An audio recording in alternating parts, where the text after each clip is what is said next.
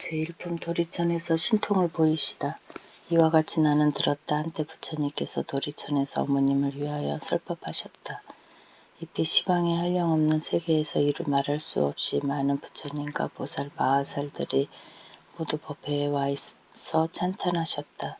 석가모니 부처님은 오타각세에서 불가사의한 큰 지혜와 신통력을 나타내어 억세고 거친 중생들을 주복하여 고락의 법을 알게 하신다 하며 각기 시자들을 보내어 세종께 문안드렸다.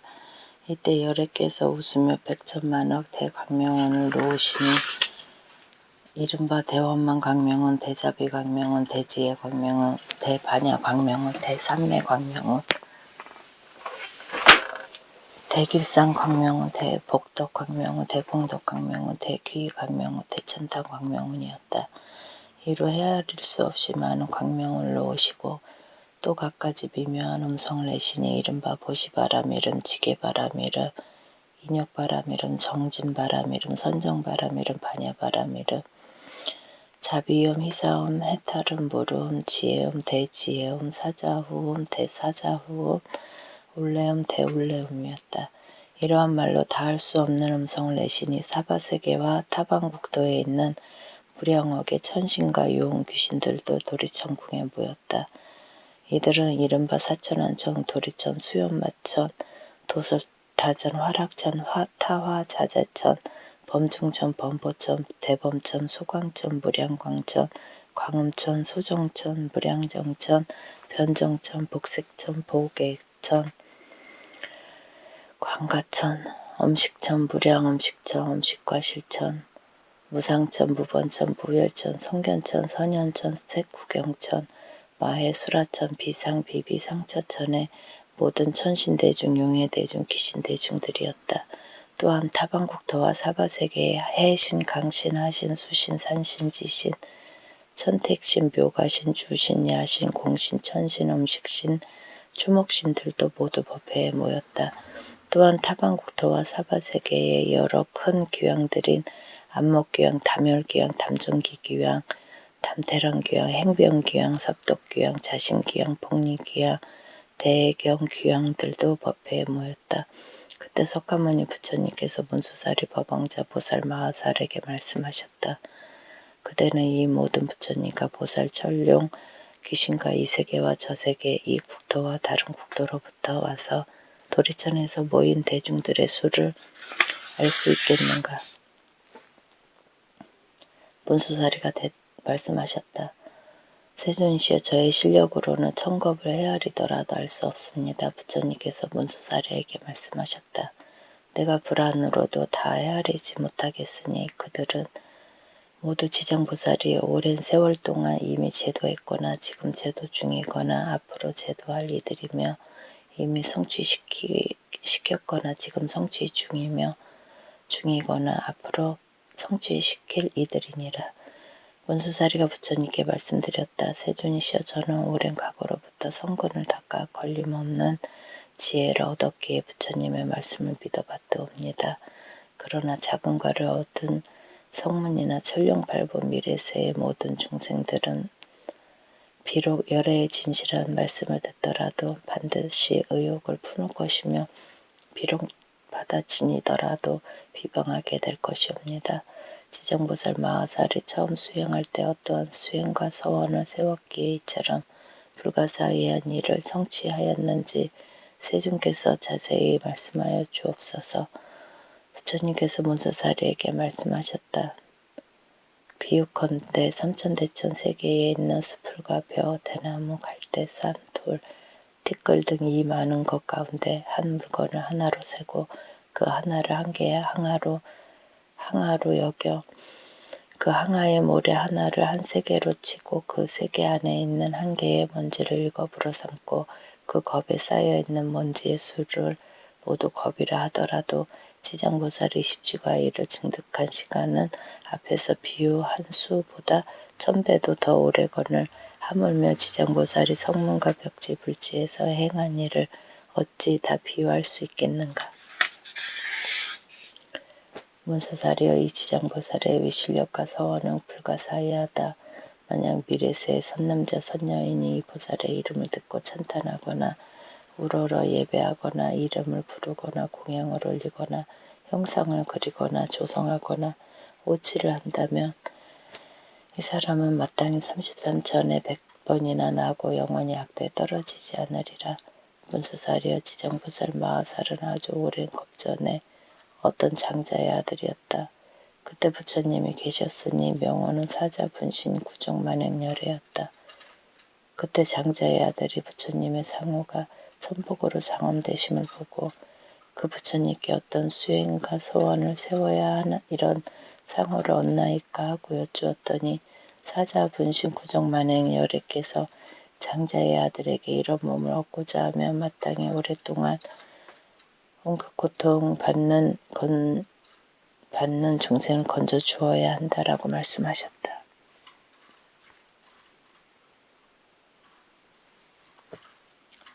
문수살이여 그때 장자의 아들이 이 말씀을 듣고 나도 미래세에 헤아릴 수 없는 겁이 닿을 때까지 죄로 고통받는 육도 중생을 모두 해탈케 하고서야 내 자신이 불도에 이르리라고 맹세하였다.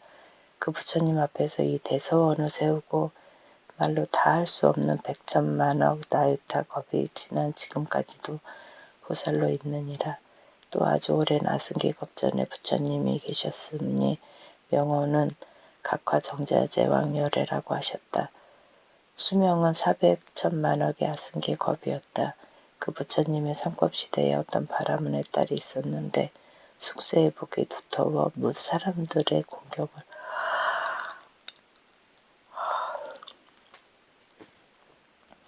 받으며 다니고 머물고 앉고 누움에 천신들의 보호를 받았다. 그러나 그 옛 어머니는 사도를 믿어 항상 산보를 업신여기던 중 그 딸이 여러 가지 방편을 써서 어머니를 이끌어 바른 소견이 생기게 하였으나 그 어머니는 온전한 믿음을 내지 못한 채 죽어 혼신은 무간지옥에 떨어졌다. 그때 바라문의 딸은 어머니가 살았을 때 인과를 믿지 않아 업에 따라 틀림없이 악도에 갔을 것으로 짐작하여 집을 팔아 마련한 향과 꽃과 여러 가지 공양물로 부처님의 탑사에 큰 공양을 올리고 그 절에 모셔진 각화정자제왕열애의 상을 보니 불상과 탱화의 위형이 단정하고 엄숙하셨다. 바라문의 딸이 조난을 공경히 우러르며 부처님은 대각이시라 온갖 지혜를 갖추었으니 만약 세상에 계셨더라면 제 어머니가 돌아가신 뒤에 여쭈어보아 반드시 간 곳을 알았을 텐데 라고 생각하고는 오랫동안 슬피 울며 열애를 우러러 살펴보니 갑자기 공중에서 울고 있는 성녀여 너무 슬퍼하지 말라. 내가 지금 그대의 어머니가 간 곳을 보여주겠다라고 라는 소리가 들려왔다. 그녀는 합장하고 공중을 향하여 어떤 신덕이신데 제 걱정을 풀어주려 하십니까? 저는 어머니가 돌아가신 뒤 밤낮을 생각하였으나 어머니가 다시 난 곳을 여쭈어 볼 곳이 없었습니다. 라고 하였다. 그때 공중에서 또 나는 그대가 예배한 과거의 각화정자제왕열애이다. 그대가 어머니를 생각하는 정이 다른 중생들보다 훨씬 많으므로 그대에게 알려주는 것이다. 라는 소리가 들려왔다. 바라문의 딸은 이 소리를 듣고 너무 감동하여 몸부림치다 온몸을 다쳤다. 좌우에서 부축하고 돌보아 한참 만에 깨어나 공중을 향하여 원컨대 부처님은 저를 불쌍히 여기시어 제 어머니가 난 곳을 어서 말씀하여 주옵소서. 저는 머지않아 죽을 것만 같습니다. 라고 하였다. 그때 각화정자제왕열애께서 바라문의 딸에게 그대는 공양을 마친 뒤 곧바로 집에 돌아가 단정히 앉아 나의 명호를 생각하라. 그러면 곧 그대의 어머니가 난 곳을 알게 될 것이다. 라고 하셨다.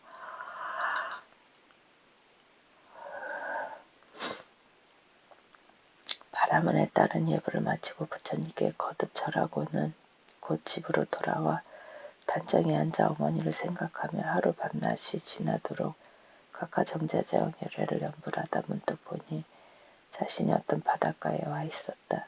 끓고 있는 바닷물 위로 몸이 새로 된 많은 험악한 짐승들이 동서로 날아다니고 있었고 바닷속에는 100천만이나 되는 남녀들이 물에 빠져 허우적거리다 그 험악한 짐승들에게 잡아먹히는 것이 보였다. 또 손과 눈이 여럿이고 다리와 머리도 여럿이며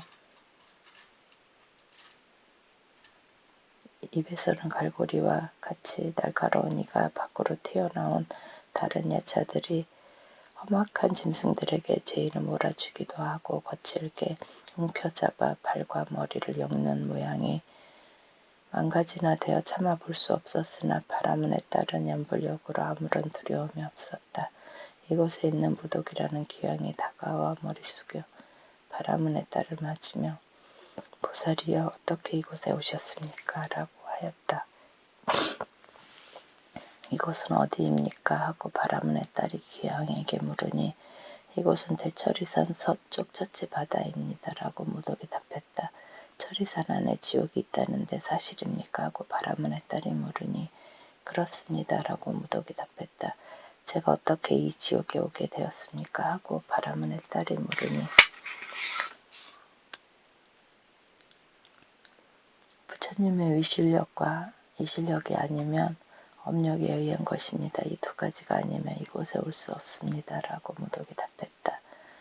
저 물은 왜 끓어오르며 어찌하여 죄인들과 악한 짐승들이 많습니까? 라고 바라문의 딸이 또 물으니 무독이 답하기를 이들은 남년부재에서 악업을 지은 중생들로서 살았을 때 착한 일을 한 적이 없고 죽은 지 49일이 지나도록 공덕을 지어주는 이가 없어 본업에 따라 지옥으로 가느라고 자연히 이 바다를 건너게 됩니다. 이 바다 동쪽 10만 유순을 지나면 또 다른 바다가 있는데 그곳의 고통은 이곳에 배가 되면 그 바다 동쪽에 또 다른 바다가 있는데 거기의 고통은 또 그 배가 됩니다. 이 고통은 삼업으로 지은 악업 때문에 받는 것이므로 업의 바다라고 하는데 여기가 바로 거기입니다. 그러면 지옥은 어디에 있습니까? 하고 바라문의 딸이 다시 무독에게 물으니 그 세 바다 안이 큰 지옥이니 그 수가 100천이지만 각기다 잘못했습니다. 부처님. 그 수가 100천이지만 각기 다르고 큰 지옥이 18개이며 그 다음이 500개, 그 다음이 1100개로 지독한 모양 고통이 한량없습니다. 라고 무독이 답했다. 제 어머니가 돌아가신 지 오래되지 않았는데 혼신이 어디에 갔는지 알고 싶습니다. 라고 바라문의 딸이 또 말하니 보살의 어머니는 생전에 어떤 일을 했습니까? 라고 무독이 물었다. 제 어머니는 그릇된 소견으로 산부를 헐뜯었고 간혹 잠깐 믿다가도 이내 불경한 짓을 저지르곤 했습니다. 돌아가신 지 오래되지 않았으나 어디에 있는지 모릅니다. 라고 바라문의 딸이 대답했다. 어머니의 성씨가 무엇입니까? 하고 무독이 물으니 제 부모는 모두 바라문인데 아버지는 시라소년, 어머니는 열제리입니다. 라고 답하자 무독이 합장하며 보살은 근심하거나 슬퍼하지 말고 돌아가십시오. 열제리 제녀가 천상에 난 지 사흘이 지났습니다. 요순한 자식이 어머니를 위해 공양을 올리고 목을 닦아 각과 정자제왕열애의 답사에 보시한 공덕으로 보살의 어머니뿐만 아니라 무간지옥의 죄인들이 함께 천상에 나는 즐거움을 받게 되었습니다. 라고 답했다.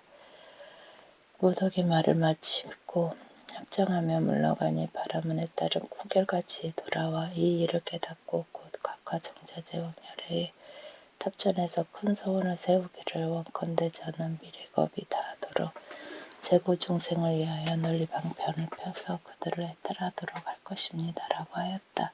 부처님께서 문수살에게 말씀하셨다. 그때의 무독은 지금의 제수보살이고 바라문의 딸은 지금의 지자보살입니다.